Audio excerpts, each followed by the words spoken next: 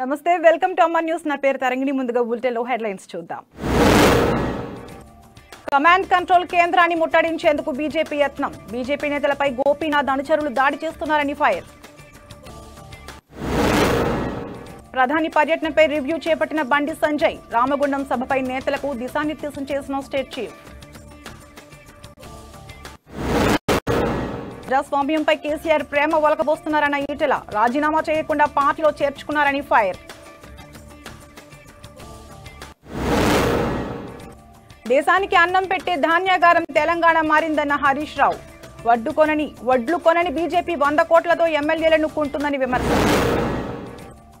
బషీర్బాగ్లోని నిజాం కాలేజీలో ఉద్రిక్తత. ప్రిన్సిపల్ ఛాంబర్లో నిరసన. హాస్టల్ కేటాయించాలని డిమాండ్.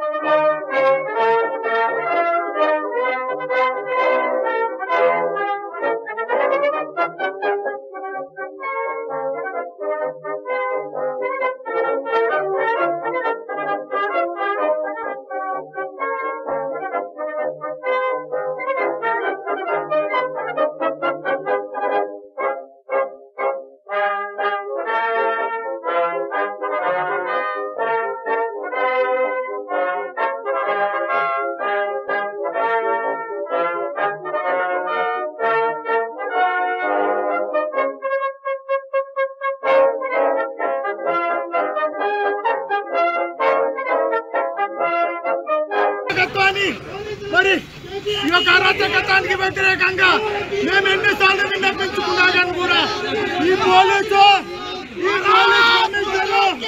పట్టించుకోవడం లేదు. అయినా నేను వినతి పత్రం భారతీయ జనతా పార్టీ తరఫు నుంచి వినతి పత్రం సమర్పించుకోవాలనుకుంటుంటే పోలీసులు వినతి పత్రాన్ని ఎందుకు సమర్పించుకోకూడదని అడుగుతున్నారు. రాజశేఖర్ రెడ్డి సీఐ ఎవరైతే ఉన్నారో వారికి వ్యతిరేకంగా మరి నిరాచకాన్ని అధికారాన్ని విరమించుకుంటూ రాజశేఖర్ రెడ్డి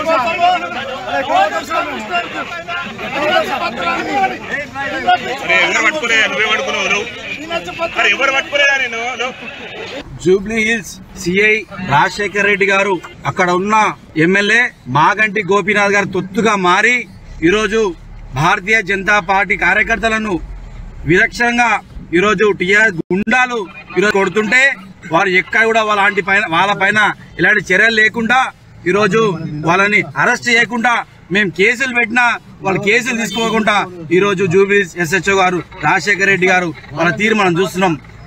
ఈ రోజు మేమందరం కూడా వివిధ నగరాల నుంచి ఈరోజు సిపి ఆఫీస్ రావడం జరిగింది. ఇక్కడ మమ్మల్ని మేము శాంతియుతంగా నిరసన చేయడానికి వస్తే ఇక్కడ వాళ్ళు ఈ విధంగా మమ్మల్ని ఒక కుక్కల్లాగా, ఒక దోషుల్లాగా, ఒక తీవ్రవాదుల్లాగా. ఉమ్మడి కరీంనగర్, ఆదిలాబాద్, వరంగల్ జిల్లాల నేతలతో బీజేపీ రాష్ట్ర అధ్యక్షుడు బండి సంజయ్ స్టేట్ ఆఫీసులో సమావేశమయ్యారు. ఈ నెల 12వ తేదీన రాష్ట్రంలో ప్రధాని నరేంద్ర మోడీ పర్యటన ఉన్న నేపథ్యంలో ఏర్పాట్లపై పార్టీ ముఖ్య నేతలతో చర్చించారు. Ramagundam fertilisers and chemicals limited ను జాతికి అంకితం చేసేందుకు మోడీ రామగుండానికి రానున్నారు. ఈ క్రమంలో అక్కడ భారీ బహిరంగ సభ ఏర్పాటుకు బీజేపీ సన్నాహాలు చేస్తోంది. ఈ సమావేశంలో ఎమ్మెల్యే ఈటెల రాజేందర్, జాతీయ కార్యవర్గ సభ్యులు జి వివేక్ వెంకటస్వామితో పాటు జిల్లా అధ్యక్షులు, ముఖ్య నేతలు పాల్గొన్నారు. RFCL ను ఈ నెల 12న ప్రధాని మోడీ జాతికి అంకితం చేయనున్నారు. గతంలో మూతపడిన రామగుండం FCI పునరుద్ధరణకు కేంద్రం చర్యలు తీసుకుంది. మొత్తం 6,120 కోట్లతో కేంద్ర ప్రభుత్వం రామగుండం ఎరువుల ఫ్యాక్టరీని పునర్నిర్మాణం చేసింది. మోడీ పర్యటన నేపథ్యంలో RFCL ను కేంద్ర ఎరువుల రసాయన శాఖ కార్యదర్శి అరుణ్ సింఘాల్ ఇటీవలే సందర్శించారు. ఆ మిస్టేక్ మనం చేయడం నా పొలిటికల్ గా ఆయన ఒపీనియన్ నేషనల్ పొలిటిక్స్ లో రాష్ట్ర అధ్యక్షులు సంతోషం. మీరు నిన్న సమాచారం వెంటనే ఈరోజు రావడం మీ అందరూ కూడా కేసీఆర్ మీద రాష్ట్ర వ్యాప్తంగా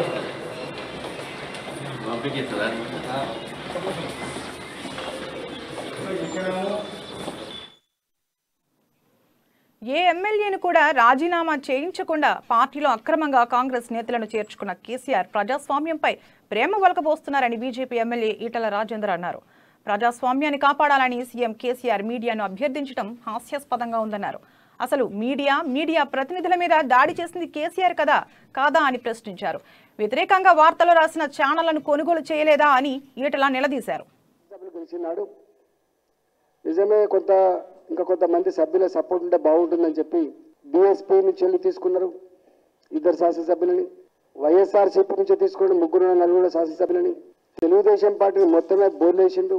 రాజీనామా చేయకుండానే ఒకరిని 2014 తర్వాత మంత్రివర్గంలో చోటు కల్పించిండు.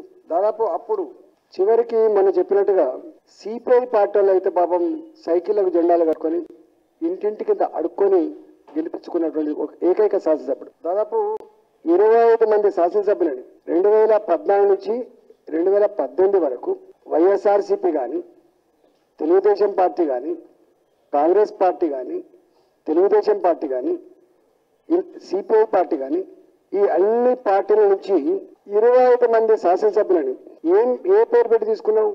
వారు అంటున్నారు అభివృద్ధిని నచ్చి. దేశానికి అన్నం పెట్టే ధాన్యాగారంగా తెలంగాణ మారిందని ఆర్థిక శాఖ మంత్రి హరీష్ రావు అన్నారు. వడ్లు కొనమంటే చేత కాదన్న బీజేపీ 100 కోట్లు పెట్టి ఎమ్మెల్యేలను కొంటుందని విమర్శించారు. సిద్దిపేట జిల్లా నంగునూరు మండలం సిద్దనపేట మార్కెట్ యార్డులో ఏర్పాటు చేసిన వడ్ల కొనుగోలు కేంద్రాన్ని ఆయన ప్రారంభించి మాట్లాడారు. ఢిల్లీలోని బీజేపీ ప్రభుత్వం వడ్లు కొనము అని నూకలు బుక్కమని అవమానపరిచిందని తెలిపారు. రైతులు ఆయిల్ పామ్ సాగు చేసేందుకు ముందుకు రావాలని సూచించారు. కొనుగోలు కేంద్రాలలో రైతులకు ఇబ్బందులు లేకుండా అన్ని ఏర్పాట్లు పూర్తి చేశామని, రైతులు పండించే ప్రతి గింజను మద్దతు ధర ఇచ్చి కొంటామని తెలిపారు.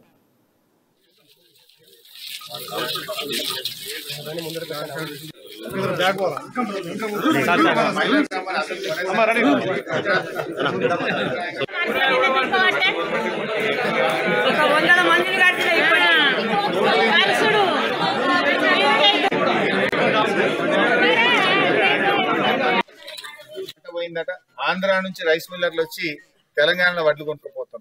కర్ణాటక రాష్ట్రం నుంచి వచ్చి నిజామాబాద్ అటు సంగారెడ్డి జిల్లాల, కామారెడ్డి జిల్లాలో వచ్చి వాళ్ళు కర్ణాటక వాళ్ళు వచ్చి వడ్లు వాళ్ళు కొనుక్కపోతా ఉన్నారు. అంటే ఈ రకంగా మన దేశానికి అన్నం పెట్టేటువంటి ఒక ధాన్యాగారంగా మన తెలంగాణను మార్చిన ఘనత ముఖ్యమంత్రి కేసీఆర్ గారు. ఒకప్పుడు మన దగ్గర పని లేక మనం తిప్పలపడ్డాం. ఇప్పుడు పని కోసం పక్క రాష్ట్రాలలో మనకు దగ్గరకు వస్తుంది. నాట్లు వేయాలంటే మగోళ్ళు కూలికి వస్తున్నారు. నాట్లు వేయాలంటే ఎక్కడో బెంగాల్కేలో ఛత్తీస్గఢ్కి వెళ్ళి మగోళ్ళు వచ్చి గుత్తకు పట్టుకొని 5,000కి నాట్లు వేయాల్సిన పరిస్థితి వచ్చింది. వరికోత మిషన్లు అందుతలేవట. పొద్దుగా లేవులు అంటుండ్రు మిషన్లు అందుతలేవు సార్, వరికోత మిషన్లు ఎటు చూసినా మిషన్లే 20,000 మిషన్లు ఉన్నాయి కానీ అయినా ఇంకా అందుతలేవు, మిషన్లు అందుతలేవు అన్నారు. మిషన్లకు అందనంత కూలీలు సరిపోనంత సాగు జరుగుతుంది, అంత పంట పండుతుంది ఇలా తెలంగాణలో. ఇది ఈ 7 సంవత్సరాలనే జరిగింది కదా. అంతకుముందు తెలంగాణ రాకముందు కరెంట్ ఎక్కడిది, నీళ్ళు ఎక్కడిది, టైంకు ఎరువులు ఎక్కడి, మోటార్లు గాలుడు, ట్రాన్స్ఫార్మర్లు గాలుడు, ఇదంతా మార్పు టీఆర్ఎస్ ప్రభుత్వం సాధించినటువంటిది. ఇలా ప్రతి రైతులు కూడా గమనిస్తా ఉన్నారు, రైతుల కళ్ళ ముందు కనబడతా ఉన్నది. కానీ కొంతమంది తెలిసి తెలియక అక్కడక్కడ ఇంకా మాట్లాడుతుంటారు. 1,00,000 మెట్రిక్ టన్నుల పంట ఉట్టిగానే పండుతుందా? ఇంతకాలం ఎందుకు పండలే? ఎరువులు, గోడౌన్లు, మార్కెట్లు, కాళేశ్వరం ప్రాజెక్టు నీళ్లు, పంట పండిందంతా కొనడం వల్ల ఇలా 1,00,000 మెట్రిక్ టన్నుల వడ్లు ఒక తెలంగాణ రాష్ట్రంలో పండుతా ఉన్నాయి. వడ్లు కొనమంటే శాత కాదు కానీ 100 కోట్లు పెట్టి ఎమ్మెల్యేలు మాత్రం కొంటారట బీజేపీ వాళ్ళు. వడ్లు కొనమంటేనేమో శాతనైతే నూకలు బుక్కుమంటారు, కానీ 100 కోట్లు ఖర్చు పెట్టి ఎమ్మెల్యేలను కొంటాం, మీ గవర్నమెంట్ వడగొడతామని కుట్రలు చేస్తా ఉన్నారు. బట్ ప్రజలే తగిన బుద్ధి చెప్తారు, ప్రజలే తగిన గుణపాఠం చెప్తారు. ప్రభుత్వాలు ప్రజల కోసం పనిచేయాలి తప్ప ఎమ్మెల్యేలు కొనే పని కాదు చేయాల్సింది. ఇవాళ వాళ్ళు ఆలోచించాల్సిన అవసరం ఉంది. తెలంగాణలో ఇంత మంచి పంటలు పండుతున్నాయి అంటే ఇది ముఖ్యమంత్రి గారి యొక్క ప్రయత్నం, కేసీఆర్ గారి కృషి. ఇంకా వాళ్ళు ఇప్పుడు ఏమంటారు, బోర్ బాయ్ కాడనట మీటర్ పెట్టాలన్నట. బోర్ బాయ్ కాడ మీటర్ పెట్టాలి, రైతన్న ఇంటికి బిల్లు పంపించాలని అంటున్నారు. అది మనం పెడతలేమని చెప్పి రంగారెడ్డి జిల్లా శంషాబాద్ మున్సిపల్ కార్యాలయం ముందు ఏకే టౌన్షిప్ కాలనీ వాసులు ఆందోళనకు దిగారు. మున్సిపాలిటీ పరిధిలో ఎలాంటి అనుమతులు లేకుండా నిర్మిస్తున్న మసీదును తొలగించాలని వారు డిమాండ్ చేశారు. అక్రమంగా నిర్మిస్తున్న కట్టడాలను కూల్చివేయాలని కోర్టు ఉత్తర్వులు ఇచ్చినా మున్సిపల్ అధికారులు మాత్రం లెక్క చేయడం లేదని ఆవేదన వ్యక్తం చేశారు. 2017లో ఎలాంటి మత సంబంధమైన ప్రార్థనా మందిరాలకు అనుమతి లేదని ఫ్లాట్లు విక్రయించి ఇప్పుడు ఇలా మోసం చేయడం సరికాదన్నారు. తక్షణమే నిర్మాణ పనులు ఆపివేయాలని డిమాండ్ చేశారు.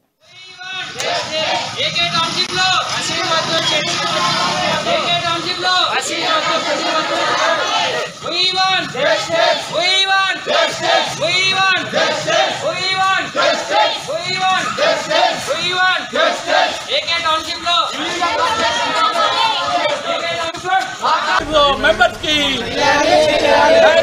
ఏకే టౌన్షిప్ మెంబర్స్ కాలనీ వాసులకి no change we want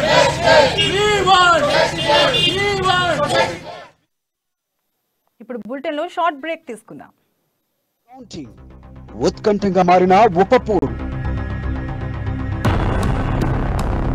యావత్తు తెలంగాణ ఆసక్తిగా ఎదురు చూస్తున్న ఓట్ల లెక్కింపు. అధికార పార్టీదే గెలుపా లేక ప్రతిపక్షాల గెలుపా? ఎవరి ధీమాలు వారివే, ఎవరి లెక్కలు వారివే. పబ్లిక్ పల్స్ ఏమంటున్నారు? ఈ నెల 6న తేలనున్న నేతల భవితవ్యం. ఎప్పటికప్పుడు తాజా updates. Munugode counting minute to minute మీ ముందుకు. బైపోల్ ఓట్ల లెక్కింపుపై తాజా అప్డేట్స్ చూస్తూనే ఉండండి మీ అమ్మా న్యూస్ లో.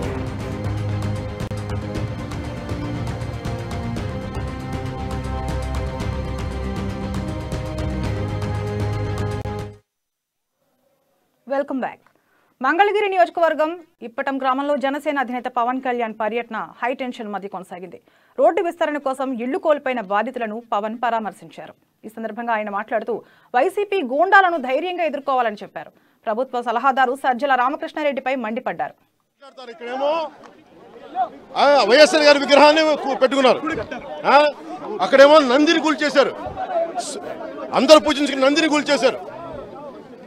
పివి నరసింహారావు గారి విగ్రహం కూల్చేశారు, ఇందిరాగాంధీ గారి విగ్రహం కూల్చేశారు, మహాత్మా గాంధీ గారి విగ్రహం కూల్చేశారు. ఇదేమన్నా ఇదంటే కాకినాడ రాజమండ్రి ఇదేమన్నా రోడ్లు వెడల్పు చేయడానికి? పెద్ద కాకానిలో ఆయన ఇంటి ముందు 15 అడుగులు అక్కడ లేదు విస్తరణ, అక్కడ వర్తించదు, ఇక్కడికే. అయినా ఏదైనా మాట్లాడదామంటే మీరు ఎవరు ఆపడానికి? అంటే ఇదేంటి ఏప్రిల్ నెలలో మార్చి 14 ఇప్పటి గ్రామస్తులు మా సభకి ఇచ్చారన్న కానీ వీళ్ళ మీద కక్ష కట్టి వైసీపీ గుండాలకి ఇదే చెప్తాను, మీరు ఇలాగే చేస్తా ఉండండి, ఇడుపుల పైన మేము హైవే వేస్తాం మీ మీద, గుర్తుపెట్టుకోండి. పిచ్చేషాలు ఇక్కడ మీరు గుంతలు పొడ్చలేరు, రోడ్లు వేయలేరు, రోడ్లు విస్తరణ కావాలి. సిగ్గుందా పనికి మళ్ళీ ప్రభుత్వానికి? మేము గుండాలా మేమన్నా? పోలీసు వ్యవస్థ కూడా చెప్తా ఉన్నాం, రేపులు చేసేవాళ్ళని మీరు రక్షించండి, కూల్చేసేవాళ్ళని మీరు మామూలుగా వాళ్ళ కొమ్ము కానీ మేమేం చేస్తాం? అందుకే పోలీస్ అధికారులు కూడా చెప్పాం, మా క్యాడర్ అంతా రాయ్ బాబు, ఈ రోజు నుంచి మీరు ధర్నా చేసినా ఏమి చేసినా ఒక్క పోలీస్ అధికారి మీరు చేయకండి, అలాగని చెప్పి ముందుకు వెళ్ళకుండా వద్దు, చేతులు కట్టుకొని ఇట్లా పట్టుకొని ముందుకు వెళ్ళండి, ఆగద్దు. ఇదే పోలీసులు కూడా మన సోదరులే, వారికి కూడా కష్టాలున్నాయి. భారతీయ జనతా పార్టీ అధికారంలోకి వచ్చినప్పుడల్లా దళితులకు అత్యంత ప్రాధాన్యత కల్పించిందన్నారు వికారాబాద్ జిల్లా ఎస్సీ మోర్చా జిల్లా అధ్యక్షుడు నవీన్ కుమార్. బీజేపీ ప్రభుత్వం దళిత వర్గానికి రామ్నాథ్ కోవింద్ ను గతంలో అత్యున్నత పీఠంపై కూర్చోపెట్టారని, ఇప్పుడు గిరిజన మహిళ ద్రౌపది ముర్ముని రాష్ట్రపతిని చేసిందని గుర్తు చేశారు. 13 మంది దళిత వర్గం వారు కేంద్ర కేబినెట్ లో మంత్రులుగా ఉన్నారని తెలిపారు.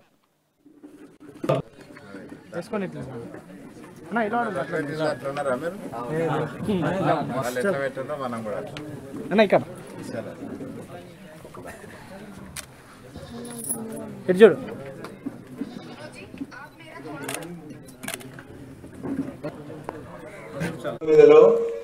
120 అనుకోండి, 60 రావాలి. 60 సీట్లు ఉన్నోడు ముఖ్యమంత్రి కూర్చుంటాడు. మన ఎన్ని ఉన్నాయి బీజేపీకి? 3. మూడుకి ఈ 4 తీసుకపోయి ముక్కులో పెట్టుకుంటాడా? వాడు ఏం చేసుకుంటాడు? దేని కొరకు కొంటాడు?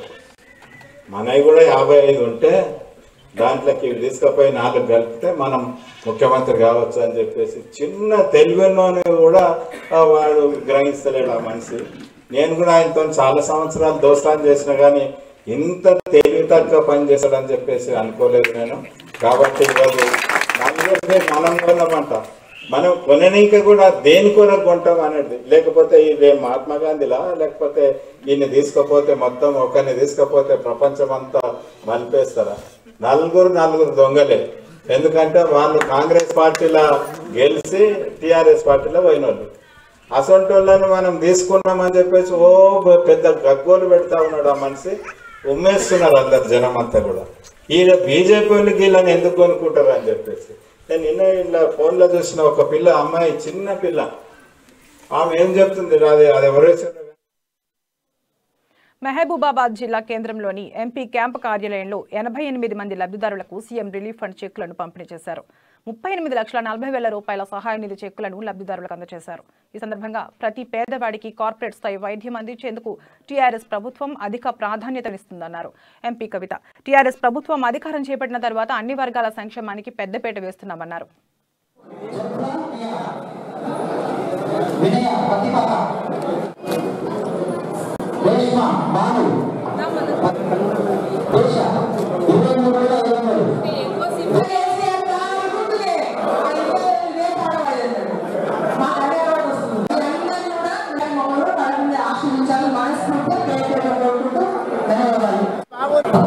గమనించాల్సింది ఏంటంటే 88 మంది లబ్ధిదారులకు 38,40,000 రూపాయలు అంటే ప్రతిసారి 40 లక్షలు, 50 లక్షలు, 60 లక్షలు ఇస్తుంటే దాన్ని ఎంతో మా సభ్యులు జ్ఞాపకం చేసుకోవాలి.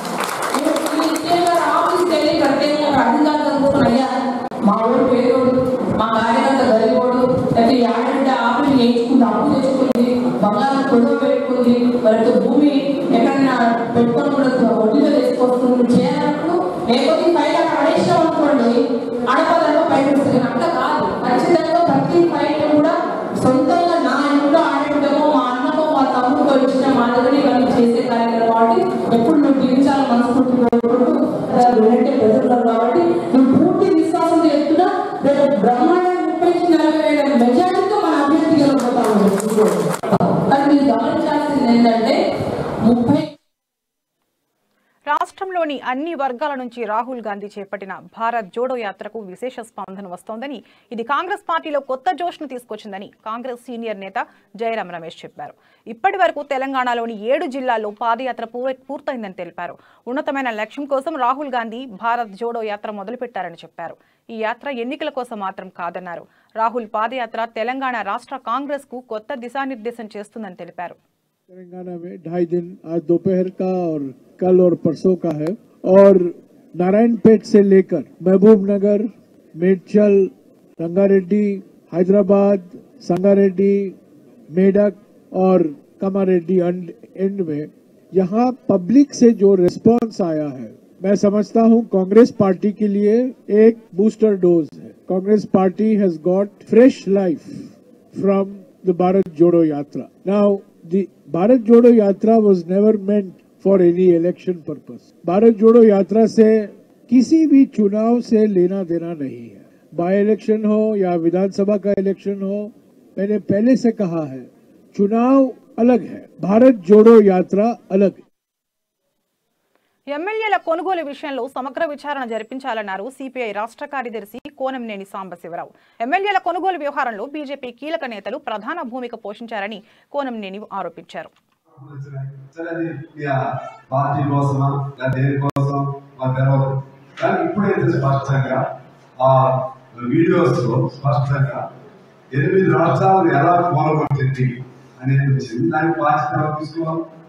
ఎనిమిది రాష్ట్రాలు పాల్గొన్నటువంటి సన్నివేశం నీకు అసలు సిమ్లా లాంటి చోట నీకు బాగా లేదు, మణిపూర్ లాంటి చోట అసలు ఆఖరి ఢిల్లీలో సంపూర్ణ మెజార్టీ ఉన్నటువంటి దాదాపు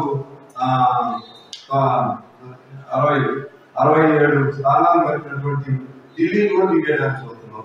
ఇక్కడ తెలంగాణలో 100 సీట్లు ఉంది, దీన్ని మింగేయడానికి చూస్తున్నాం.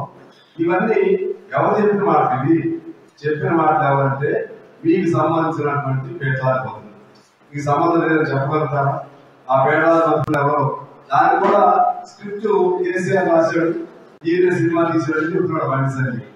బండి సంజయ్ అంటే ఆయన బండి సంజయ్ కాదు, మొండి సంజయ్. ఆయనకి బొరలో తమ్ముడు కానీ తనలో బొర లేదు.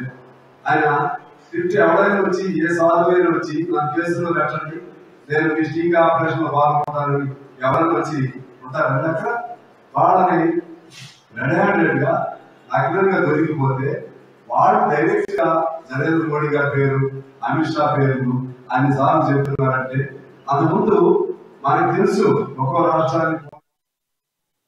బషీర్బాగ్లోని నిజాం కాలేజీలో ఉద్రిక్తత నెలకొంది. తమ సమస్యను పరిష్కరించాలంటూ ప్రిన్సిపల్ ఛాంబర్లో నిరసనకు దిగిన విద్యార్థులను పోలీసులు అరెస్ట్ చేశారు.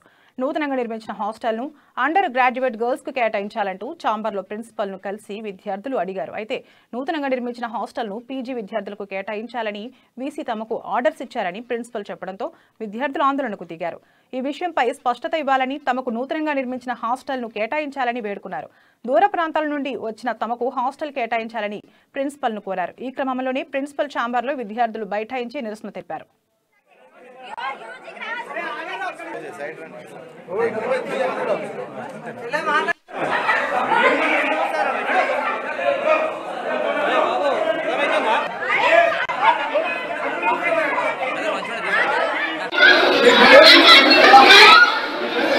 నిజాం కాలేజ్లో బిఏ చదువుతున్నాను. ఈరోజు మేము 5 days సార్కి టైం ఇచ్చాము.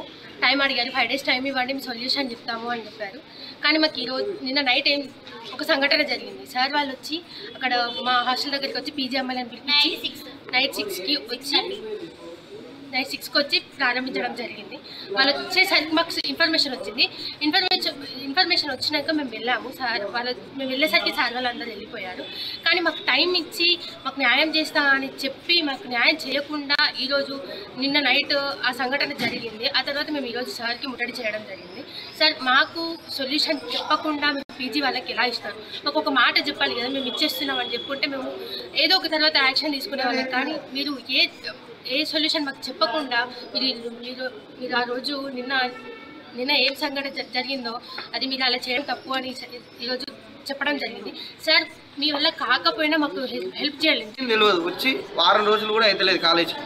అలాంటి విద్యార్థులను ఏమంటారు, మా పోలీసు వాళ్ళు అన్నోళ్ళు వచ్చి మొత్తం అరెస్ట్ చేయడం జరిగింది. దానివల్ల వాళ్ళు ఎంతో భయాందోళనకు గురై ఏడ్చుకుంటూ ఫోన్ చేస్తున్నారు. ఇక్కడ మేము ఏం తప్పు చేస్తున్నాం? ప్రిన్సిపాల్ చంపుతున్నామా? ఆయనకు 5 నిమిషాలు మేము అందరం ఉంటేనే ఆయనకు ఊపిరి ఆడతలేదంట.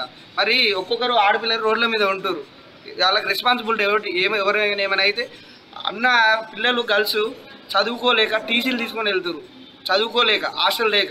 నెలకు 5,000 ఏ నుంచి వస్తారన్న? ఇది ఏమైనా కార్పొరేట్ కాలేజా? ఇది వచ్చిందే గవర్నమెంట్ కాలేజా, హాస్టల్ ఇవన్నీ ఉంటుందని. ఇలాంటి మేము ఈ ప్రిన్సిపాల్ని మళ్ళీ హెచ్చరిస్తున్నాం. మేము ఆ చావునైనా వదులుకుంటాం కానీ నేను హెచ్చరించి వచ్చిన ఆయన ఇలాంటి దరిద్రమైన ప్రిన్సిపాల్ నిజాం కాలేజ్. మేడ్చల్ జిల్లాలో విషాదం చోటు చేసుకుంది. జవహర్ నగర్ పోలీస్ స్టేషన్ పరిధిలోని మల్కారం చెరువులో ఈతకు వెళ్లిన 6 చనిపోయారు. ఇందులో 5 చిన్నారులు, ఒక పెద్ద వయస్కుడు ఉన్నాడు. వీరంతా అంబర్పేట నుంచి ఓ ఫంక్షన్ కోసం మల్కారానికి వచ్చినట్లు స్థానికులు తెలిపారు. తనతో పాటు వచ్చిన చిన్నారులు ఈత కోసం చెరువులోకి దిగి బయటకు రాలేక మునిగిపోతుంటే ఆ వ్యక్తి గుర్తించాడు. వారిని రక్షించేందుకు ప్రయత్నించాడు. ఈ క్రమంలో ఆ వ్యక్తి సైతం నీట మునిగి చనిపోయాడు. లోతు తక్కువగా ఉందని భావించి చెరువులోకి దిగిన వారంతా మునిగిపోయినట్లు తెలుస్తోంది. సమాచారం ఇవ్వడంతో వెంటనే పోలీసులు చెరువు వద్దకు చేరుకున్నారు. స్థానికుల సహకారంతో మృతదేహాలను బయటకు తీశారు. ప్రత్యక్ష సాక్షులతో మాట్లాడి ప్రమాదానికి సంబంధించిన వివరాలపై ఆరా తీశారు.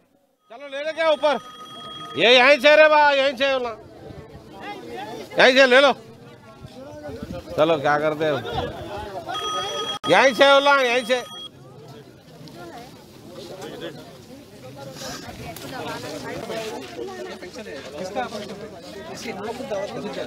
घर किसका है?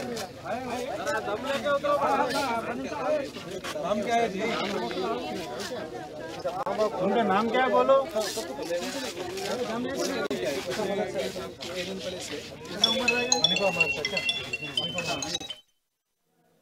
స్వతంత్ర భారత తొలి ఓటరు శ్యామ్ చరణ్ నేగి మృతిపై ప్రధానమంత్రి నరేంద్ర మోడీ తీవ్ర దిగ్భ్రాంతి వ్యక్తం చేశారు. శ్యామ్ కుటుంబీకులకు ప్రగాఢ సంతాపం తెలిపారు. శ్యామ్ శరణ్ నేగి తుది శ్వాస విడిచే వరకు బాధ్యతాయుత పౌరుడిగా తన కర్తవ్యాన్ని నెరవేర్చారన్నారు. హిమాచల్ ప్రదేశ్ ఎన్నికల్లో నవంబర్ 2న పోస్టల్ బ్యాలెట్ ద్వారా శ్యామ్ ఓటు వేసిన విషయాన్ని ప్రధాని గుర్తు చేశారు. దీనిపై దేశంలోని ప్రతి పౌరుడు ఆలోచించుకోవాలని, శ్యామ్ శరణ్ను ఆదర్శంగా తీసుకోవాలని సూచించారు. रक्षा सौदों में जमकर दलाली खाई, हजारों करोड़ के घोटाले किए। इसके साथ ही कांग्रेस ने एक और बात सुनिश्चित की। कांग्रेस कभी नहीं चाहती थी कि देश रक्षा साजो सामान के मामले में आत्मनिर्भर बने। वो सेना के लिए हर खरीद में कमीशन चाहती थी, अपने नेताओं की तिजोरी भरना चाहती थी। इस वजह से हमेशा हथियार खरीदने में देरी की गई। इसका नुकसान किसे हुआ? इसका सबसे बड़ा नुकसान हुआ हिमाचल की उस वीर माताओं को जिसने अपना बेटा मातृभूमि की रक्षा के लिए बॉर्डर पर लड़ने के लिए भेजा था। इसका सबसे बड़ा नुकसान हमारे हिमाचल की बहन बेटियों को हुआ। उन बहनों ने जिसने अपना भाई दुश्मन से मोर्चा लेने के लिए सीमा पर भेजा था। इसका नुकसान हिमाचल की हजारों महिलाओं ने उठाया, हजारों बच्चों ने उठाया। సంగారెడ్డి జిల్లా పటాన్చెరు నియోజకవర్గం తెల్లాపూర్ మున్సిపాలిటీలో మన బస్తీ మనబడి అనే కార్యక్రమం ద్వారా పలు అభివృద్ధి కార్యక్రమాలకు ఎమ్మెల్యే గూడెం మహిపాల్ రెడ్డి శంకుస్థాపన చేశారు. ప్రాథమిక వ్యవసాయ సహకార సంఘం ఆధ్వర్యంలో ఏర్పాటు చేసిన వర్షాకాలం వరి ధాన్యం కొనుగోలు కేంద్రాన్ని మహిపాల్ రెడ్డి ప్రారంభించారు. ఈ కార్యక్రమంలో market committee chairman Vijay Kumar, municipal chairman Lalitha Somireddy, vice chairman Ramula, TRS నాయకులు, కార్యకర్తలు పాల్గొన్నారు.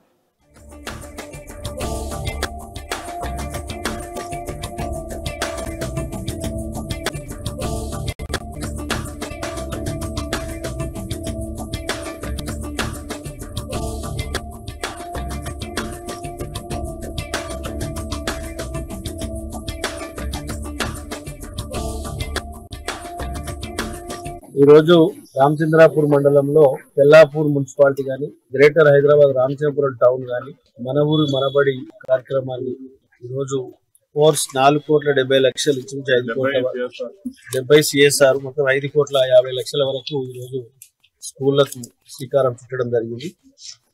ఇది పూర్తి స్థాయిలో స్టేట్ గవర్నమెంట్ ముఖ్యమంత్రి గారి ఆలోచన. మన ఊరు మనబడి ప్రతి పాఠశాలలో వాటర్ ఫెసిలిటీస్, అకామిడేషన్, పిల్లలకు ఎక్కడ ఇబ్బంది లేకుండా bathrooms, kitchen, dining, fans, current ఎక్కడ ఇబ్బంది లేకుండా కార్పొరేట్ పాఠశాలలో ఏ విధంగా ఉన్నదో దానికంటే మంచిగా ప్రైవేట్ పాఠశాలలో ఉండాలి, ప్రభుత్వ పాఠశాల ఉండాలన్న ఆలోచనతోటి మన ఊరి మనబడి ద్వారా డబ్బులు మనకు ఈరోజు శాంక్షన్ చేయడం జరిగింది. ఇది పూర్తిగా బీద పిల్లలకు, హాస్టల్లో చదువుతున్న పిల్లలకు ప్రతి సంవత్సరానికి 1,25,000 రూపాయలు ప్రతి మనిషికి ప్రతి సంవత్సరం ఖర్చు పెడతా ఉంది ప్రభుత్వం. ఎస్సీ, బీసీ, మైనారిటీ పాఠశాలకు సంబంధించిన స్టూడెంట్స్ కి 1,25,000 ఖర్చు పెడతా ఉంది ప్రభుత్వం. తెలంగాణ రాష్ట్రం ఏర్పడిన తర్వాత ఇవన్నీ సాధ్యమైంది. ఎట్ ఏ టైం రాష్ట్రంలో 125 రెసిడెన్షియల్ పాఠశాల ఓపెన్ చేసిన ఘనత తెలంగాణ ప్రభుత్వం, మన ముఖ్యమంత్రి కేసీఆర్ గారు. ఇవన్నీ ఆలోచన చేయాలి. ఈరోజు నాణ్యమైన క్వాలిటీ భోజనం. గత 4 నెలల నుండి వేతనాలు రావడం లేదని, వెంటనే పెండింగ్ బిల్లును మంజూరు చేయాలని డిమాండ్ చేస్తూ మహబూబాబాద్ జిల్లా ఏరియా హాస్పిటల్ ఎదుట సెక్యూరిటీ, శానిటరీ స్వీపర్లు, సిబ్బంది ఆందోళన చేపట్టారు. ఆసుపత్రిలో విధులు బహిష్కరించి ధర్నా నిర్వహించారు. సాయి ఏజెన్సీని వెంటనే రద్దు చేయాలని డిమాండ్ చేశారు. వేతనాల్లోపై జరిగిన అవకతవకలపై విచారణ చేపట్టాలని కోరారు. వేతనాల మంజూరు విషయంలో సాయి ఏజెన్సీ అధికారులు కలిసి నిర్లక్ష్యంగా వ్యవహరిస్తున్నారని ఆరోపించారు.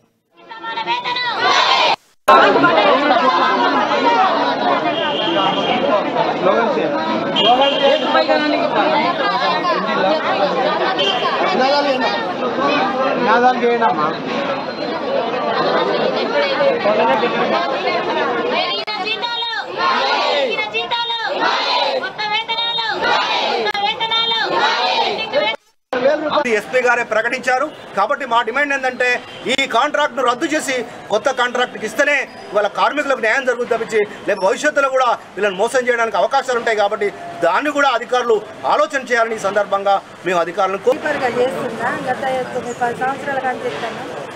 ఎప్పుడు కాంట్రాక్టర్ 5 సంవత్సరాల కింద వచ్చినప్పుడు వచ్చి మాకు సాయి సెక్యూరిటీ ఏజెన్సీ ఆ రోజు కలిసి మాట ఇచ్చి మాకు 9,300 జీతం అని చెప్పిపోయాడు.